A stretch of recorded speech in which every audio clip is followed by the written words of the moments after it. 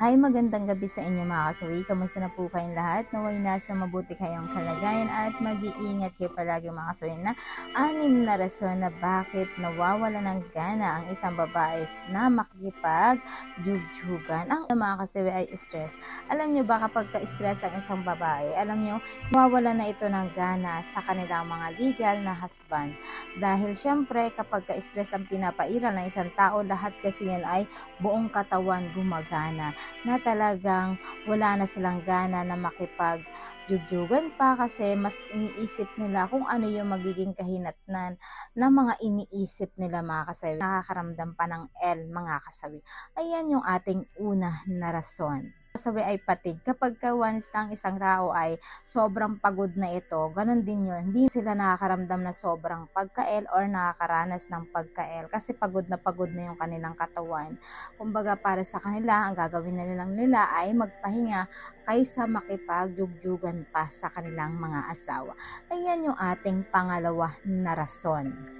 Pangatlo mga kasawi is depression. Alam nyo ba, ito yung pinakamahirap na kalaban kapag once na meron depression na isang babae. Kasi paiba-iba ito ng sa mood mga kasawi. Kaya kailangan kapag once na may depression ang inyong asawa, ay kausapin ninyo, napaka-importante yun. Kasi kailangan na meron silang nakakausap para hindi mapunta na baka sila ay mabaliw kapag once na nakakaramdam ang isang babae ng depression mga kasawi. Ayan yung ating pangatlo na rason. Ang pang-apat mga kasawi ay self-esteem. Bakit napaka-importante minsan sa ating sarili na talagang binibigyan nyo ng kumpiyansa? Ayan. For example mga kasawi, kapag kayong may misis kayo na nagiging mababa yung kanilang confident, kailangan talagang yung sarili niyo na ay ang ganda-ganda naman ng asawa ko, ang puti-puti naman, ang ganda-ganda naman. Nakaka-experience sila ng ganito, pagiging confident sila sa kanilang sarili para hindi sila makaramdam ng ganito mga kasawi. Ayan yung ating pang-apat na rason. Mga kasawi is relation issues. Kapag once na ang mag-asawa ay nagkakaroon na ng issue or pinag-aawayan sa kanilang relasyon, nakakawala naman talaga ng gana na makikipag-jugjugan pa ang babae sa inyo. Syempre, mas iniisip niya yung mga suliranin na nangyayari sa inyong relasyon mga kasawi. Kaya kapag iniisip niya na ito, ay wala na silang gana pa na makipag-jugjugan pa sa inyo mga kasawi.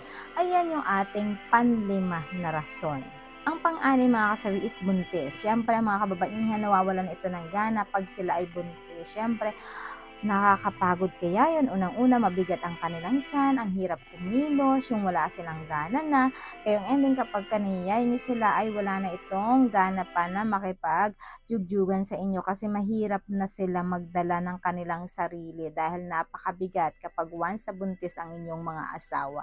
Ayan lang po yung ating pang-anim na rason. At syempre hindi mawawala yung advice sa topic nito. Laging tatandaan sa mga kababaihan at kalalakihan kapag hindi kayo pinagbigyan ng inyong mga misis, okay lang yan kasi may mga rason naman ito kung bakit nga ba ito na paghihindian kayo kasi kapag once na 1, 2, 3, 4, 5, 6 na andyan yan, so ibig sabihin tanggapin nyo na lang, pagpasensyahan nyo na lang, so ibig sabihin wag nyo silang pagalitan, wag kayong magalit, yun bang hayaan nyo na lang muna sila kasi sila din naman makaka-realize niyan sa kanilang mga sarili mga kasawi. Yun lang po mga kasawi yung aking advice. Maraming salamat po sa patuloy na pagsuporta niyo sa akin sa walang sawang pag-share po comment. Sa mga hindi pa po nakapag-subscribe mga kasawi, pwede na kayo mag-subscribe, pwede na kayo mag-follow para updated kayo sa topic ko araw-araw.